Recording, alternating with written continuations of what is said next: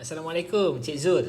Okey, saya dah siapkan quotation ni. Sebelum tu, Cik Zul, saya lebih suka buat quotation ni dalam bentuk simplified table supaya kita mudah nampak lagi apa perbezaan coverage dia. Kalau saya hantar melalui text message, bagi saya kurang jelas lagi.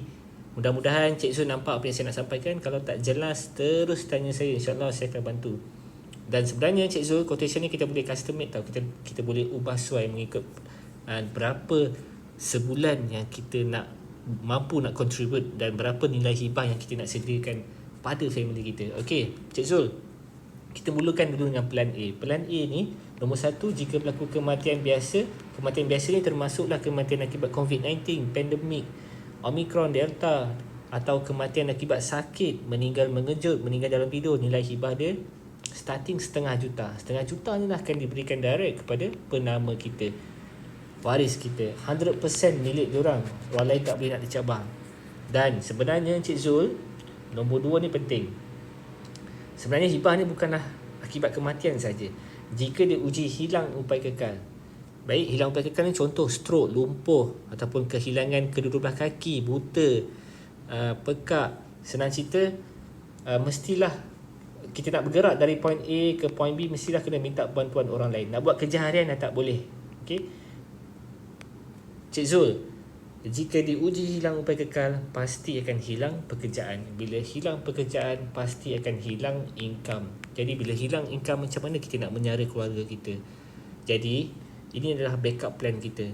RM500,000 kalau diuji hilang upaya kekal, RM500,000 ni lah akan diberikan direct kepada Cik Zul. Bolehlah meneruskan kehidupan. Dan nombor 3, yang ini saya lebih highlightkan, jika diuji ataupun jika berlaku kematian akibat kemalangan, nilai hibahnya menjadi RM1,000,000. Yang ini yang saya highlight dekat poster saya.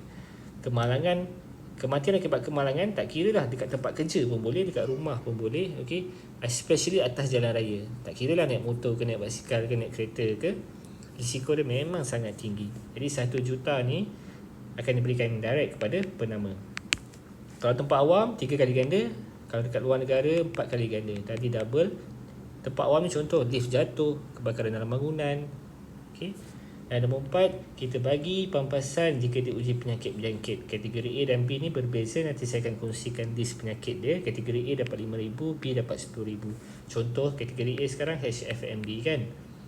Okey, nombor 5, hairat kematian ada RM3,000 dan tempoh perlindungan ni sehingga Cik Zul berumur 55 tahun. Lama ni Cik Zul, ada 20 tahun perlindungan.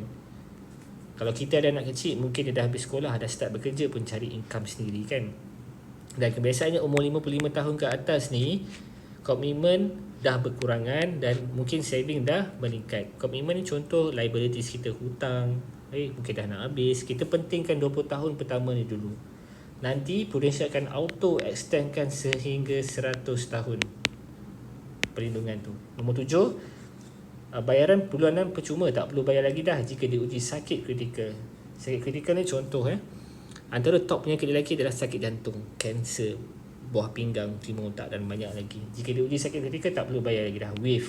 Dan sumbangan bulanan untuk Cik Zul hanyalah RM110 sahaja.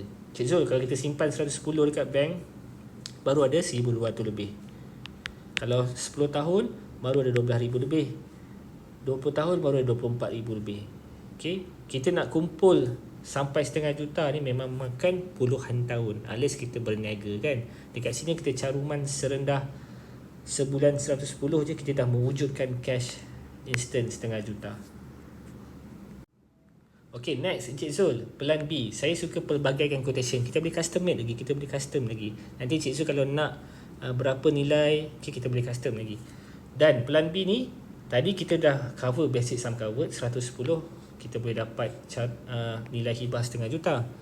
Plan B ni saya suka tambah booster ni. Booster ni kita tambah lagi RM500,000. Kita bagi lagi RM500,000 dekat family kita, dekat anak isteri kita, dengan tambahan RM63 sahaja sebulan.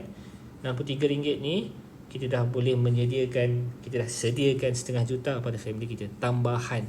Jadi untuk mencukupkan kematian biasa RM1,000,000. Kematian biasa dah ada RM1,000,000. Kalau kemalangan RM1.5 juta, tempat awam RM2 juta, kat luar negara RM2.5 juta. dan sumbangan bulanan total hanyalah RM173. Bawah 200, average 100.5 ni sama macam saya cakap. Kita nak kumpul 1 juta ni memang makan masa kan. Caruman bawah RM200 ni kita dah mewujudkan 1 juta. Dah bagi siap-siap dah family kita.